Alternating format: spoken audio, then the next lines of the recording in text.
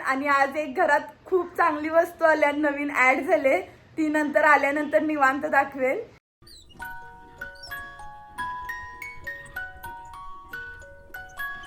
Hello, नमस्कार मंडळी, तुम्ही सगळे मजेत आहात ना? नवीन दिवसाची नवी सुरुवात. आज मंडे असल्यामुळे सकाळपासून आमचं रुटीन चालूच आहे आणि विरूची स्कूल असल्यामुळे आता सगळं पटकन आवरून घेतलंय. त्याला दूध दिले तर दूध पितोय आणि टिफिन सुद्धा आवरून घेतलंय. आज मस्तपैकी टिफिनला मसाले आप्पे बनवलेत. मसाले आप्पे बनवले तर तो एकदम खुश असतो, आवडीन टिफिन संपवतो, त्यामुळे बनवून घेतलेत. आणि खूप दिवसापासून सगळे मला एकच क्वेश्चन विचारत होते की नवीन आयफोन मधून कधी शूट करतेस, तर मी आज सुरुवात केली आणि हा आयफोन वरील माझा पहिलाच व्हिडिओ आहे. थोडस नवीन काहीतरी ट्राय करते हळूहळू. माझं सुद्धा आवरून घेतलंय, आता विरूला सोडून येईन. आणि आज एक घरात खूप चांगली वस्तू आल्या, नवीन ऍड झाले, ती नंतर आल्यानंतर निवांत दाखवेल. विरूला आता स्कूल मधून सोडून आले आणि दरवेळी सॅटर्डे संडे सुट्टी असल्यामुळे मंडेला तो थोडासा रडायचा किंवा जाणार नाही असं बोलायचा, परंतु आज एकदम खुश होऊन गेलाय. मस्त वाटलं. आणि सकाळपासून मी काहीच नाही खाल्लं, फक्त एक चमचा चूर्ण पावडर गरम पाण्यासोबत घेतली होती. तर आता मी आल्यानंतर हे मोड आलेली मेथी, थोडेसे भिजवलेले बदाम आणि 2 ते 3 काजू आहेत. हे दररोज सकाळी आता खाणं चालू आहे आणि याचा खरंच केसावर खूप छान फरक पडलाय. आता ती दररोजची सवयच होऊन गेली. आणि सुरुवातीला नवीन यूज करताना थोडीशी मेथीदाणे कडू लागले, परंतु आता सवय झाल्यामुळे अजिबात नाही कडू लागत. हे पूर्ण खाऊन घेते आणि त्यानंतर मला लगेच टिफिनची सुद्धा तयारी करून घ्यायची आहे. आज ते थोडं लवकर जाणार आहेत ऑफिसला. खाऊन झाल्यानंतर कपडे वगैरे काय चेंज नाही केलेत, असेच ठेवलेत. आणि आज सोमवार असल्यामुळे व्हाईट ड्रेस घातलाय. जेवण पण बनवून घेतलंय. चपाती भाजी असल्यामुळे जास्त नाही वेळ लागत. इकडे एकदम अशा छोट्या चपात्या बनवून घेतलेत. आणि सगळ्यात आवडती त्यांची टोमॅटोची भाजी. खरंच मस्त लागतंय टोमॅटोचं सार. आणि आज ते खूप खुश आहेत, म्हणजे आज फर्स्ट टाइम नवीन टिफिन देणार आहे. थोडासा जपून वापरायला लागणार आहे.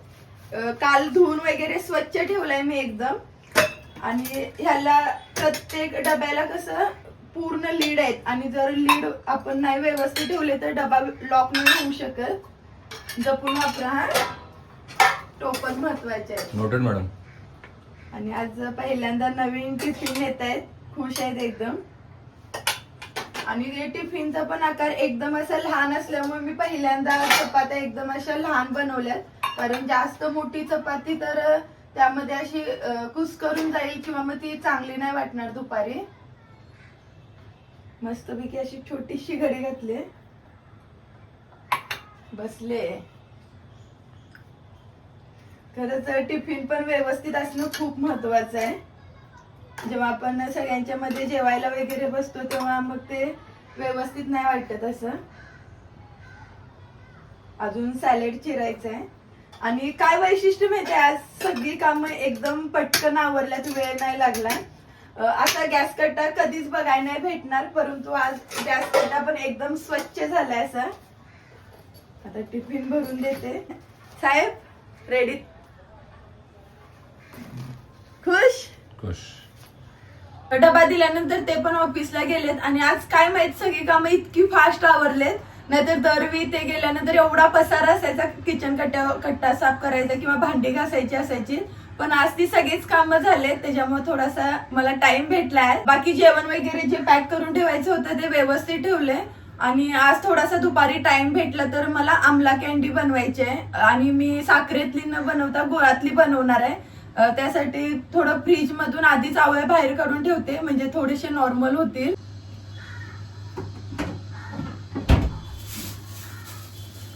एवढे हे 1 किलो आवळे आहेत, एकदम गार आहेत. आता 2 दिवस झाला आणून ठेवले होते असे. तर आता थोडेसे ते पूर्ण नॉर्मल झाल्यावर दुपारी मी ते उकडून घेईन. सकाळीच व्हिडिओला सुरुवात केली होती तेव्हा बोलले की काल एक नवीन वस्तू आमच्या घरात ऍड झाली आणि आता ते मी दाखवेन. विरूला सुद्धा मी स्कूल वरून घेऊन आले, कारण त्याचं होतं की मम्मा मी आल्यानंतरच दाखवायचं. आता ती कोणती गोष्ट आहे ते विरू दाखवणार. हा पुढे घ्या. हा आहे फिलिप्सचा स्पीकर. तू सकाळी गाणी लावली होती ना काल? इतक्या वेळाने त्याचे बाबा आले होते, तर रात्री 12 वाजले असतील, तरी तेव्हा आल्याच आधी चालू करून बघितला पूर्ण आणि खूप छान क्वालिटी दिली. कसा आहे तो गाण्याचा आवाज? आवडलं तुला? आणि खरंच मस्त भेटलाय हा स्पीकर. हा स्पीकर आम्ही स्वतः विकत घेतलेला नाही. 2 महिन्यापूर्वी त्यांचं क्रेडिट कार्ड बंद करायचं होतं, तर त्यांनी वेगवेगळ्या वस्तूची ऑफर दिली होती. त्यामध्ये एक मोठी ट्रॅव्हलिंग बॅग, 2 स्मार्ट वॉच आणि हा स्पीकर होता. ऑलरेडी आमच्या घरात हा एक स्पीकर आहे, पण त्याला 4 छोटे छोटे बॉक्स आहेत. आणि त्यांचं कसं होतं की त्यांना स्पीकरची एवढी हौस आहे, किंवा गाणं लावून डान्स करणं किंवा सकाळी एक्सरसाइज करणं. तर हा स्पीकर आपण कुठेही घेऊन जातो ट्रॅव्हलिंग मध्ये, तर हे शक्य नाही. तर त्यांनी हाच ऑप्शन चूज केला. आणि ऑलरेडी आमच्याकडे दोघांच्याकडे स्मार्ट वॉच असल्यामुळे ते काही घेतलं नाही. आणि ट्रॅव्हलिंग बॅग सुद्धा सध्या 3 आहेत, त्याच्यामुळे त्यांची हाऊस त्यांनी कम्प्लीट केली. आणि खरंच क्वालिटी खूप छान आली. ह्याच्यावर गाणी लावून डान्स करणार ना तू? विरू तर एकदम खुश आहे. आता कपडे चेंज करायचे, फ्रेश व्हायचं. मी दाखवलं ना तुझ्या हातून. आता तू मम्माचं ऐकायचं. हा तू लाईट लागते, बरोबर. त्याला ऑन करावं लागतं पिल्लू. करूया नंतर. हा, आणि आता ह्याच्यामध्ये पॅक करून ठेवायचं की चालू करायचं?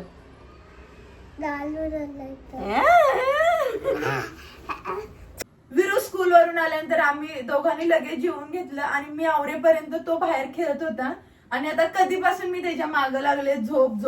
तर तो झोपायचं काही नावच घेत नाही. तर मला बोलतो की मम्मा मी तुझ्यासोबत जागा राहणार आहे. तर माझ्या पटकन लक्षात आलं की आज आपण आमला कॅन्डी बनवणार आहे. त्यासाठी मी सकाळीच हे आवळे ते फ्रीज मधून बाहेर काढून धुवून घेतलेले स्वच्छ. आणि आता पूर्ण कोरडे झालेत. जेव्हा आपण आमला कॅन्डी बनवतो तेव्हा हे आवळे पूर्ण सुकलेले किंवा व्यवस्थित पुसलेलं गरजेचं आहे, कारण आपण ते जास्त दिवसासाठी ठेवत असतोय. आणि ही जी चाळण घेतली ती पण अशी एकदम स्वच्छ कापडाने पुसून घेतले, पाणी जरा सुद्धा नाही राखलं. आणि हे जे सगळे आवळे आहेत ह्या चाळणीत काढून घेतलेत. आणि ऑलरेडी मी आधीच पाणी उकळी आणण्यासाठी ठेवले इकडे गॅसवर. आता 15 मिनिट मी उकडून घेईन. हा आवळा जर आता जास्त शिजवला तर मग त्याची कॅन्डी व्यवस्थित नाही बनत, अशी ती पूर्ण विरघळल्यासारखी होते. त्यामुळे आवळा व्यवस्थित शिजवणं खूप महत्वाचं आहे. आणि कमीत कमी 15 मिनिट लागतात. गुळाची पण टेस्ट छान लागते, कारण मी मागच्या वर्षी आमला कॅन्डी गुळात बनवली होती आणि इतकी टेस्टी बनली होती. ती स्टोरेज करायची म्हणून बनवली होती, परंतु ते काही झालंच नाही. 8 ते 10 दिवसात पूर्ण संपून गेली. आणि थंड झाल्यावर पुढची प्रोसेस करणार, कारण विरू झोपल्याशिवाय तर मला काहीच करता येणार नाही. झोपणार ना? का जागर राहणार? जागर राहून काय करणार? काय म्हणायचं ह्याला? आवडतो ना तुला? विरूला गुळ शेंगदाणे खूप आवडतात. त्याला किती वेळा जरी दिलं तरी बोलतो की मम्मा. हा योग्य. आता खाला ना तू ऑलरेडी. म्हणून तू किचन मधून जात नाहीस, मम्मा सोबत खाय भेटतं म्हणून ना.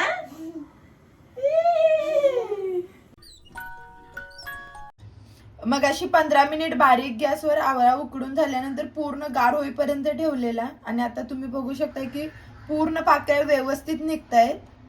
आणि जास्त शिजवलं तर मग ते एकदम असं गच्च होतं, किंवा मग त्याच्या कॅन्डीज व्यवस्थित नाहीत बनत. आता ह्या सगळ्या पटकन सोलून घेते आणि नंतर मग दाखवते. आवळ्याच्या या पूर्ण फोकी काढून झाल्यात आणि जास्त वेळ नाही लागला. आणि बी सुद्धा एकदम स्वच्छ निघाले, असं जास्त अडकलं नाही. आता यामध्ये 1 किलो आवळा होता, तर त्यासाठी मी हा पावशेर गूळ घेतलाय. काही कारणास्तव व्हॉइस ओव्हर देण्याचा प्रयत्न करत आहे. आमला कॅन्डी बनवण्यासाठी जो डबा घेतलाय तो सगळ्यात आधी स्वच्छ घासून चांगल्या कपड्याने पुसून घेतलाय. ओला राहता अजिबात कामा नये. या डब्यात सगळ्यात तळाला आवळ्याच्या काही फोकी पसरून घेतल्यात. त्यानंतर वरून थोडा गूळ पसरून घेतलाय. नंतर पुन्हा आवळ्याच्या फोकी व गूळ असे एकाड एक पसरून घेतलंय. एकदम एकत्र सगळे घालून गडबड करायची नाही. हा गूळ शक्यतो मी किसून घेतलाय, म्हणजे एकदम बारीक होतं. चिरलेल्या गुळात भरपूर गाठी राहिल्या तर विरघळायला खरंच खूप वेळ लागतो. आणि 1 किलो आवळ्यासाठी पावशेर गूळ एकदम परफेक्ट आहे. जर आपण जास्त गुळाचा वापर केला तर ते अधिकच गोड होणार आणि आवळ्याची जी ओरिजिनल अशी तुरट चव आहे ती लागणार नाही. त्यामुळे 1 किलो आवळ्यासाठी पावशेर गूळ एकदम परफेक्ट. आवळ्याच्या सगळ्या फोकी व सगळा गूळ व्यवस्थित लेअरमध्ये पसरवून घेतलाय. आता पूर्ण झाल्यानंतर सगळ्या शेवटी टोपण लावून पूर्ण पॅक करून लांब ठेवायचं, जेणेकरून पाण्याचा स्पर्श अजिबात होणार नाही. गेले वर्षभर आमच्या दोघांचंही एकदम स्ट्रिक्ट डाएट असल्यामुळे मोस्ट ऑफ कसं आम्ही जास्त ऑइली किंवा डीप फ्राय केलेले पदार्थ खात नव्हतो. आणि आता थोडंसं जे आम्हाला एम होतं आमचं ते सध्या साध्य झालंय. त्यामुळे थोडंसं पुन्हा खायला हळूहळू सुरुवात केली, पण जास्त असं गोड किंवा तेलकट नाही. आणि खरंच आता जवळपास दीड वर्ष झाले असेल घरात कांदा भजी बनवून. आणि त्यांचं अलीकडे असं आहे की थोडंसं काहीतरी जेवणात वेगळं बनव. तर आज कांदा भजीचा प्लॅन केलाय. आणि जेवणाच्या ताटात काहीतरी असं वेगवेगळे पदार्थ असेल तर खायला सुद्धा खूप मजा येते. तर आज कांदा भजीचा प्लॅन केलाय. सगळी तयारी सुद्धा केली. तेल बारीक गॅसवर कडवत ठेवले आणि मगाशीच हे पीठ मी मुरवत ठेवले. आणि मोस्ट ऑफ मी कसं आधीच पीठ आणि पाणी घालून असं मिक्स नाही करत. कांदा चिरून मीठ घालून त्याच्यामध्ये सगळं साहित्य घालायचं आणि त्या कांद्याला जेवढं जास्त पाणी सुटेल तेवढ्या पाण्यातच मी पीठ घालून मळते. एकदम असं पाणी नाही घालत कधीच. त्याच्यामुळे ती भजी एकदम क्रिस्पी होतात. आता तेल सुद्धा कडले, पटकन तळून घेते आणि ते यायचे आता वेळ झाले. आणि मेन म्हणजे सरप्राईज आहे त्यांच्यासाठी, मी सांगितलं नाही आज. तेल आता पूर्ण व्यवस्थित कडले आणि आता हे पूर्ण पीठ सुद्धा एकदम सेट झालंय. मी आणि विरू आता कांदा भजी बनवून घेते पटापटा. आणि मेन म्हणजे ह्याच्यामध्ये मी अजिबात इनो किंवा सोडा वापरलेला नाही, तरी पण अशी टम्म फुगतात. फर्स्ट राऊंड असं व्यवस्थित तळून घेतलं आणि मी थोडंसं एकदम करपूस तळते, कारण हे भजी खायला पण खूप छान लागतात. आता पाठोपाठ हे सगळे बनवून घेते पटकन. 4 राऊंड मध्ये सगळे भजी तळून झालेत आणि असे मस्त झालेत एकदम क्रिस्पी. मी असे थोडेसे जास्त तळलेत. आणि विरूचा आणि माझं पहिल्या खाण्यापासून टेस्ट चालूच होती. सुरुवातीला ठरवलेलं की खायचं नाही, परंतु इतकी मस्त झाल्यात. आता पूर्ण व्यवस्थित झाकून ठेवते, कारण आल्यावर त्यांना सरप्राईज द्यायचं आहे. जास्त वेळ काय झाकून ठेवावी लागली नाहीत. आता ते आलेत ऑफिसवरून. आता गरम गरम भजी देते, बघूया टेस्ट कशी झाली सांगतात. ओ डोळे बंद करून बसा. हा काहीतरी सरप्राईज आहे आज. थांबा, बाबा डोळे बंद करून बसलेत आणि विरू देतोय आता.